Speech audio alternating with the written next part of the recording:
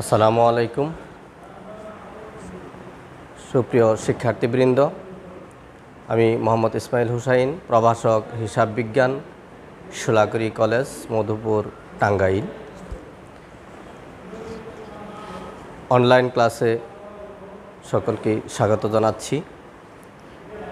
আজকে আমরা হিসাব বিজ্ঞান প্রথম পত্র প্রথম অধ্যায়ের দ্বিতীয় পর্ব হিসাব বিজ্ঞান পরিচিতির দ্বিতীয় পর্ব লেনদেন সম্পর্কে তোমাদের সামনে আলোচনা করব।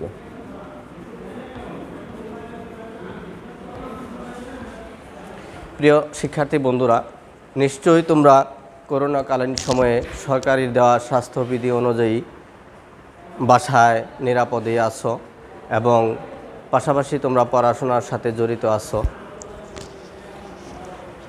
তো লেনদেন সম্পর্কে আমরা আলোচনা করব। আধুনিক সমাজ ব্যবস্থায় লেনদেন শব্দটি অত্যন্ত গুরুত্বপূর্ণ। ব্যবসায় জগতে বিভিন্ন ঘটনার উদ্ভব হয়, কিন্তু সমস্ত ঘটনাকে আমরা ব্যবসায়ে লেনদেন বলে আখ্যায়িত করব না। অর্থের অঙ্কে পরিমাপযোগ্য ঘটনা যা ব্যবসায়ের ক্ষেত্রে ব্যবসায়ের আর্থিক অবস্থার পরিবর্তন করে তাকে আমরা লেনদেন বলে গণ্য করব। প্রিয় শিক্ষার্থীবৃন্দ, আমরা এখন একটা উদাহরণের সাহায্যে লেনদেনের বিষয়টিকে বোঝানোর চেষ্টা করব। জনাব সীমান্ত ৫,০০০ টাকা দিয়ে একটি আলমারি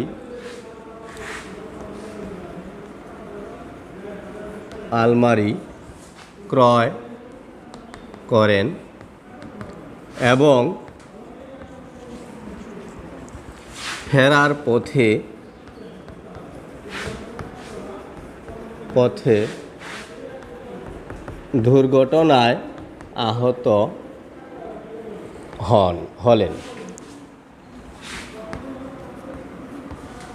আমরা দেখতে পাচ্ছি জনাব সীমান্ত ৫,০০০ টাকা দিয়ে একটি আলমারি ক্রয় করেন এবং ফেরার পথে বা দোকান থেকে ফেরার পথে দুর্ঘটনায় আহত হলেন।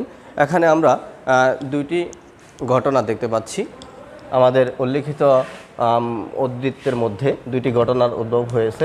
একটি হচ্ছে ৫,০০০ টাকা দিয়ে আলমারি ক্রয় করলেন, এটি একটি ঘটনা, এবং ফেরার পথে দুর্ঘটনায় আহত হলেন, এটি হচ্ছে আরেকটি ঘটনা।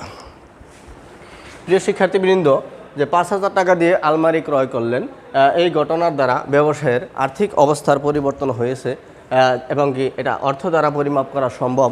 এখানে দুটি পক্ষ আছে, এক পক্ষ সুবিধা গ্রহণ করেছে, অন্য পক্ষ সুবিধা প্রদান করেছে। তাই প্রথম ঘটনাটিকে আমরা লেনদেন বলে আখ্যায়িত করতে পারি।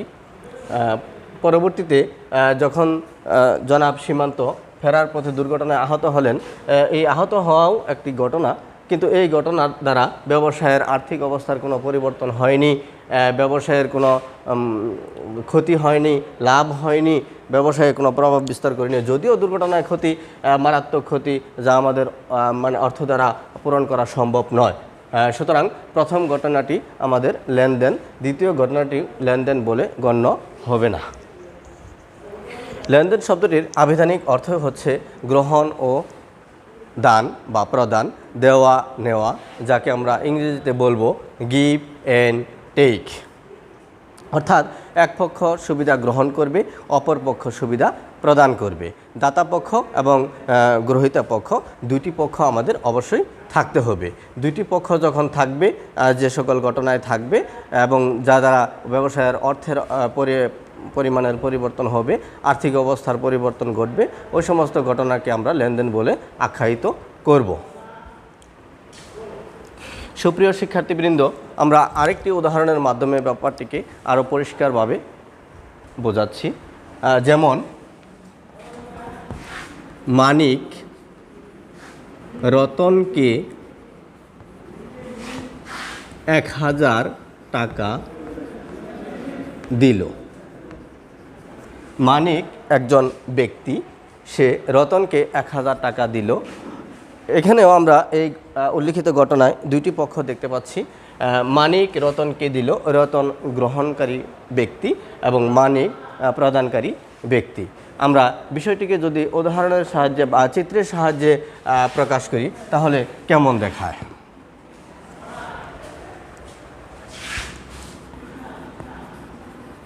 সুবিধা প্রাপক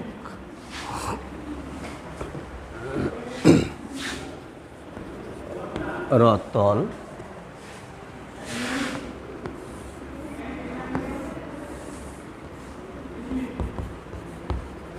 লেন সুবিধা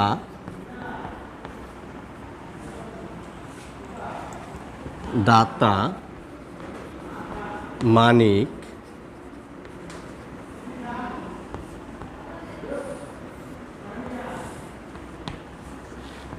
দেন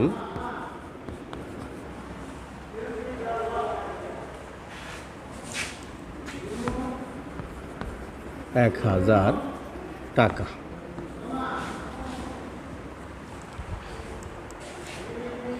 প্রিয় শিক্ষার্থীবৃন্দ, আমরা মানিক রতনকে 1000 টাকা দিল এই লেনদেনটিকে যখন আমরা চিত্রাকারে প্রকাশ করব তাহলে আমাদের এমন দেখাবে যে সুবিধা প্রাপক রতন লেন এবং সুবিধা দাতা মানিক দেন। মানিক রতনকে 1000 টাকা দিল। উল্লিখিত বিষয়টিকে আমরা চিত্রের সাহায্যে তোমাদের সামনে তুলে ধরলাম। প্রিয় শিক্ষার্থীবৃন্দ, নগদ টাকার আদান প্রদান ছাড়াও ব্যবসায়ে অন্য অন্য বাকিতে বা ধারেও লেনদেন হতে পারে বা সেবার বিনিময়েও ব্যবসায়ের লেনদেন হতে পারে। হ্যাঁ, নগদ টাকার আদান প্রদান যে সবসময় হবে এমন না।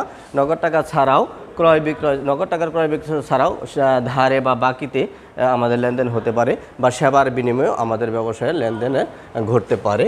যেমন মিসেস মাহবুবাকে যদি আমরা কাজের বিনিময়ে 2000 টাকা দিই, মিসেস মাহবুবাকে কাজের বিনিময়ে 2000 টাকা প্রদান করা হলো। এখানে মাহবুবা টাকা গ্রহণ করলো, সে গ্রহণকারী ব্যক্তি, এবং তাকে 2000 টাকা দেওয়া হলো তার কাজের বিনিময়ে বা সেবার বিনিময়ে। এটা আমাদের ব্যবসায়ের লেনদেন বলে গণ্য হবে। তাছাড়া আমরা যদি স্থায়ী সম্পত্তি ক্রয় করি ব্যবসায়ে, যেমন আসবাবপত্র, মোটর সাইকেল, ডেলিভারি ভ্যান, কলকবজা বা মেশিন ইত্যাদি সম্পদ, যেগুলো আমাদের প্রতিনিয়তই ব্যবসায় ব্যবহার হবে এবং প্রতিনিয়তই ক্ষয় প্রাপ্তি ঘটে। যে সকল সম্পত্তি স্থায়ী সম্পদ ব্যবসায় ব্যবহার করা হয়, যেখান থেকে বছর শেষে বা একটি নির্দিষ্ট সময় শেষে কিছু সম্পত্তির মূল্য হ্রাস পায়, যেটা ক্রমাগত স্বাভাবিকভাবেই কমে যায়, ওই মূল্যকে আমরা বলবো অবচয়, যেটা আমাদের অদৃশ্য লেনদেন। অবচয়ের মাধ্যমে ব্যবসায়ের লেনদেন হতে পারে, যেটা আমাদের দেখা যায় না, ধরা যায় না, ছোঁয়া যায় না, অনুধাবন করতে হয় বা অনুমান ভিত্তিক খরচ হিসেবে আমরা যাকে গণ্য করব।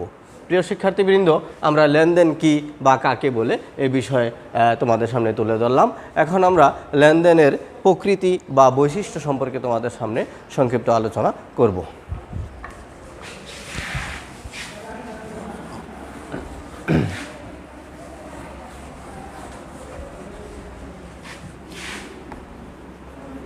লেনদেনের প্রকৃতি বা বৈশিষ্ট্য।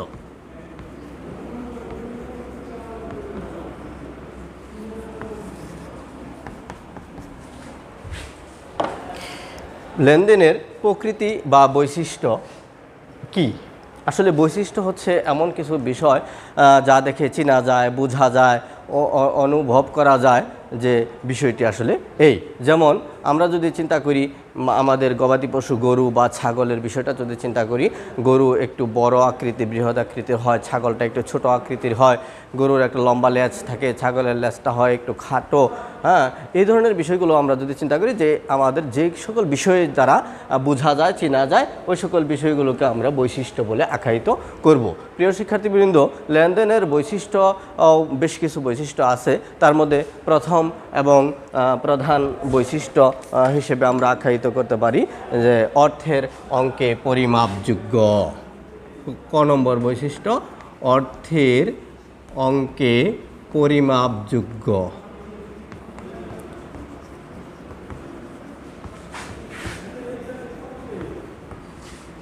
অর্থের অঙ্কে পরিমাপযোগ্য। লেনদেন হতে হলে তা অবশ্যই অর্থের অঙ্কে পরিমাপযোগ্য হতে হবে। যে সকল ঘটনার দ্বারা ব্যবসায়ের টাকা পয়সার আদান প্রদান হয়েছে, ওই সমস্ত ঘটনা যা ব্যবসায় টাকা পয়সা বৃদ্ধি করেছে না হলে হ্রাস করেছে, ওই সমস্ত ঘটনাকে আমরা লেনদেন বলে আখ্যায়িত করব। যেমন ব্যবসায়ে ম্যানেজারের মৃত্যু হলো, ম্যানেজারের মৃত্যুতে ব্যবসায়ে অস্বাভাবিক ক্ষতি হলেও ব্যবসায়ের থেকে কোনো টাকা পয়সা চলে যায়নি বা ব্যবসায়ে নগদ টাকা আসেনি, অতএব ম্যানেজারের মৃত্যুর ঘটনাকে আমরা ব্যবসায়ে লেনদেন বলে গণ্য করব না। পরবর্তীতে যদি চিন্তা করি আমরা, ব্যবসায়ে আগুন লেগে 10,000 টাকার পণ্য পুড়ে গেল, নষ্ট হলো, ক্ষতি হলো, এই পণ্য পুড়ে যাওয়ার জন্য ব্যবসায়ে একটা নগদ টাকার মানে ক্রাইসিস দেখা দিবে, যাকে আমরা ব্যবসায়ের লেনদেন বলে গণ্য করতে পারি। প্রিয় শিক্ষার্থীবৃন্দ, আমরা লেনদেনের প্রথম এবং প্রধান বৈশিষ্ট্য সম্পর্কে তোমাদের সামনে তুলে ধরলাম। এখন আমরা দ্বিতীয়ত লেনদেনের আরেকটি উল্লেখযোগ্য বৈশিষ্ট্য তোমাদের সামনে আলোচনা করব। আর্থিক অবস্থার পরিবর্তন। লেনদেনের দ্বিতীয় বৈশিষ্ট্য হচ্ছে যা আর্থিক অবস্থার পরিবর্তন। যে সকল ঘটনা দ্বারা ব্যবসায়ের আর্থিক অবস্থার পরিবর্তন ঘটাবে, ব্যবসায়ের আর্থিক টাকা পয়সা আসবে, আর্থিক অবস্থার পরিবর্তনের মাধ্যমে ব্যবসায় টাকা পয়সা আসবে, না হয় ব্যবসা থেকে উল্লেখিত লেনদেনের মাধ্যমে ব্যবসা থেকে নগদ টাকা বা অন্য কোনো সম্পদ চলে যাবে, ওই সমস্ত ঘটনাগুলো আমাদের ব্যবসায়ের লেনদেন বলে গণ্য হবে।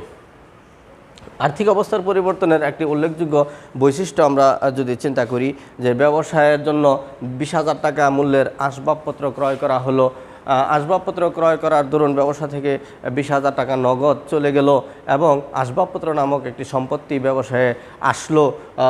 সুতরাং আসবাবপত্র ক্রয় ব্যবসায়ের আর্থিক অবস্থার পরিবর্তন করেছে, সুতরাং উল্লেখিত ঘটনাগুলোকে আমরা লেনদেন বলে গণ্য করতে পারি। তৃতীয়ত, দ্বৈত সত্তা।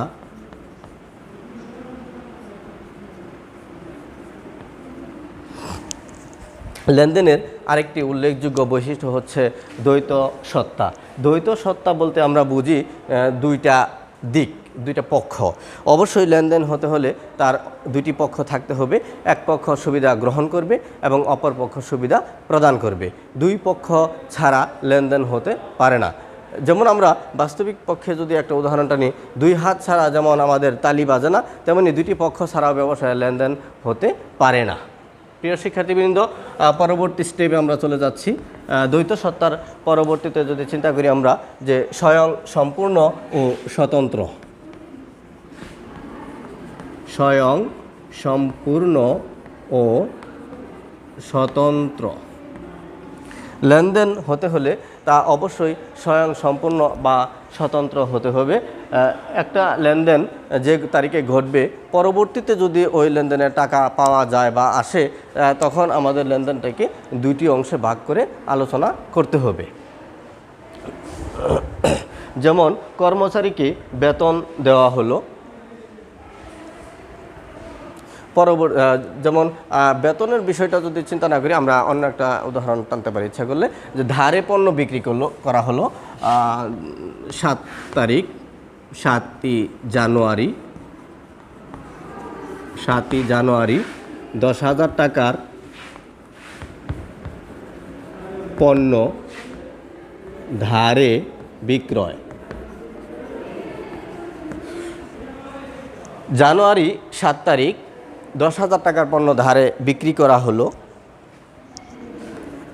17ই জানুয়ারি মূল্য পরিশোধ করা হলো।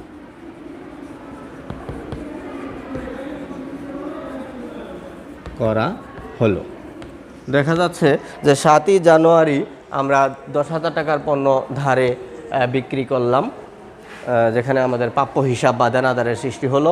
পরবর্তীতে দেনাদারের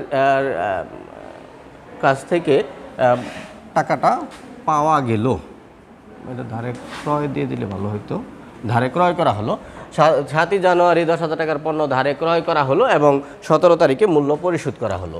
তাহলে ধারে পণ্য ক্রয় করা হলো, এটা একটা লেনদেন, এবং পরবর্তীতে 17 তারিখ যখন পাওনাদারকে মূল্য পরিশোধ করা হবে, তখন আরেকটি লেনদেনের সৃষ্টি হবে, যার জন্য আমরা দুইটা লেনদেনকে একত্র না করে আলাদা আলাদাভাবে যখন আমাদের হিসাবের প্রাথমিক বই জাবেদাতে লিপিবদ্ধ করব, ধারে পণ্য ক্রয় করার জন্য ক্রয় হিসাব, ডেটর বা ডেবিট এবং বিবিধ পাওনাদার হিসাব বা প্রদেয় হিসাব, ক্রেডিট, 7 তারিখ একটা জাবেদা দিব আমরা। পরবর্তীতে 17 তারিখের লেনদেন যখন পাওনা টাকা পরিশোধ করা হলো, তখন পাওনাদার নামক দায় কমে যাবে, পাওনাদার হিসাব ডেবিট, নগদ টাকা চলে গেল নগদান হিসাব ক্রেডিট নামে আমরা আলাদা আরেকটা জাবেদা লিখব, যার জন্য আমাদের হিসাবটাকে স্বয়ংসম্পূর্ণ ও স্বতন্ত্র বা আলাদা আলাদা করতে হবে।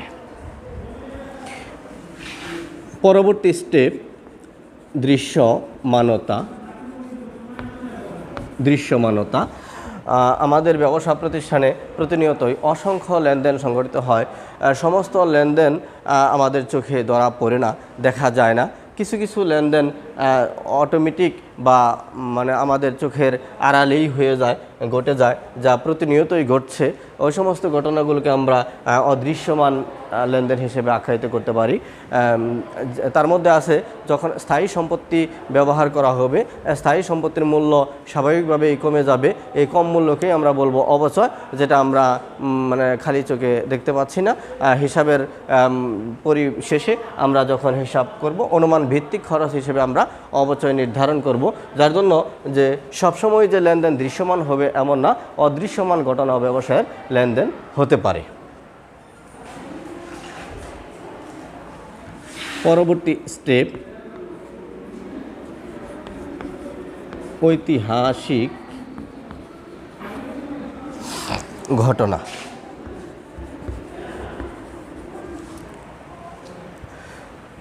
লেনদেন হতে হলে সবসময় বর্তমান যে বিষয়গুলো ব্যবসায়ে বর্তমান যে ঘটনা তার মধ্যেই সীমাবদ্ধ থাকবে এমন না।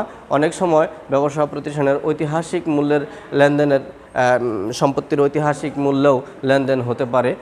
যে সমস্ত লেনদেন ধারে হয়, সাধারণত ধারে পণ্য ক্রয়, ধারে পণ্য বিক্রয়, ওই সমস্ত ক্রয় বিক্রয়ের মাধ্যমে ব্যবসায়ের দেনা পাওনার সৃষ্টি হয়। দেনা পাওনা পরিশোধের সময় বা প্রাপ্তির সময় যদি কিছু ছাড় দেওয়া হয়, ছাড় পাওয়া যায়, ওই সমস্ত বিষয়গুলোকে আমরা বাট্টা বলে আখ্যায়িত করব।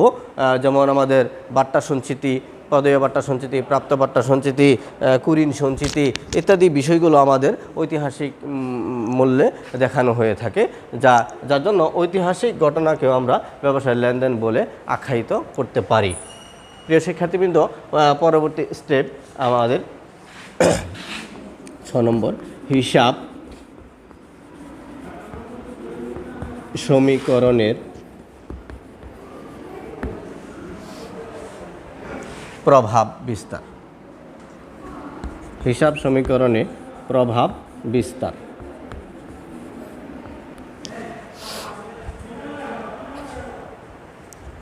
প্রত্যেকটি লেনদেনই হিসাব সমীকরণকে প্রভাবিত করে বা প্রভাব বিস্তার করে। হিসাব সমীকরণ কি? যে সমীকরণের সাহায্যে ব্যবসায়ের সম্পত্তি ও দায়ের সমতা বিরাজ করা হয়, সম্পদ এবং দায়কে সমান করা হয়, সেই সমীকরণকে বা সেই সূত্রকে আমরা বলবো হিসাব সমীকরণ। এবং এই হিসাব সমীকরণ অবশ্যই আমাদের লেনদেনের প্রভাব বিস্তার করে থাকে। আমরা হিসাব সমীকরণকে যদি আলোচনা করি, হিসাব সমীকরণের মৌলিক উপাদান হচ্ছে 3টি। এ সমান এল প্লাস ই, যেটাকে আমরা বাংলায় বলতে পারি এ মানে অ্যাসেট, সম্পত্তি, অ্যাসেটস, এতে অ্যাসেট যার বাংলা সম্পত্তি, ইকুয়াল এল লায়াবিলিটি, দায়, ইকুইটি স্বত্বাধিকার বা মালিকানা সত্ত্ব।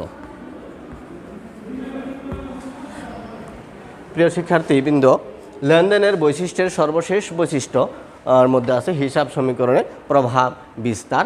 প্রত্যেকটি লেনদেনই হিসাব সমীকরণকে প্রভাব প্রভাবিত করবে। হিসাব সমীকরণের যে 3টি মৌলিক উপাদান A সমান L প্লাস E, এই সকল উপাদানকে এলিমেন্টকে অবশ্যই প্রভাবিত করতে হবে, না হলে আমাদের ব্যবসায়ের যে ঘটনা ঘটবে ওই ঘটনাকে আমরা লেনদেন বলে আখ্যায়িত করব না। যেমন আমরা যদি একটা উদাহরণ টানি, দেখা যাচ্ছে যে ধারে পণ্য ক্রয় 5,000 টাকা, ধারে পণ্য ক্রয় 5,000 টাকা। এই ঘটনাটি অবশ্যই লেনদেন, কারণ পণ্য ক্রয় ব্যবসায়ের ব্যয় বৃদ্ধি করেছে এবং ক্রয় বাবদ একটি দায়ের সৃষ্টি হয়েছে, পাওনাদার নামক দায়ের সৃষ্টি হয়েছে, যা হিসাব সমীকরণকে অবশ্যই প্রভাবিত করেছে। ক্রয় নামক ব্যয় বৃদ্ধি পাওয়ায় ইকুইটি হ্রাস পেয়েছে এবং পাওনাদার নামক দায় বৃদ্ধি পাওয়ায় L বৃদ্ধি পেয়েছে।